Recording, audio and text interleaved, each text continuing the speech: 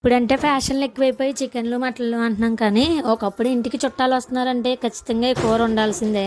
కూర ఎగ్గే కదా అని తీసి పాడేయొద్దు. చాలా అంటే చాలా బాగుంటుంది టేస్ట్. ఒకసారి చుట్టాలు వచ్చినప్పుడు ట్రై చేయండి, కావాలంటే తెలుస్తుంది.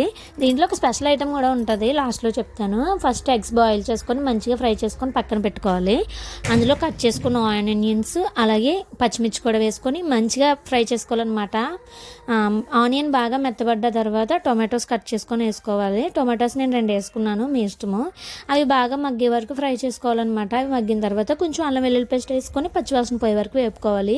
తర్వాత కారము, కొంచెం ఉప్పు, కొంచెం అలాగే మనం ఫ్రై చేసి పెట్టుకున్న ఎగ్స్, కొంచెం వాటర్ కూడా వేసుకొని బాగా కలుపుకోవాలి. ఎందుకంటే మసాలా దానికి పట్టాలి కదా, ఆ ఆనియన్ పేస్ట్ అంతాను దానికి పట్టేలా కలుపుకొని కొంచెం వాటర్ వేసుకొని ఉడకనివ్వాలి.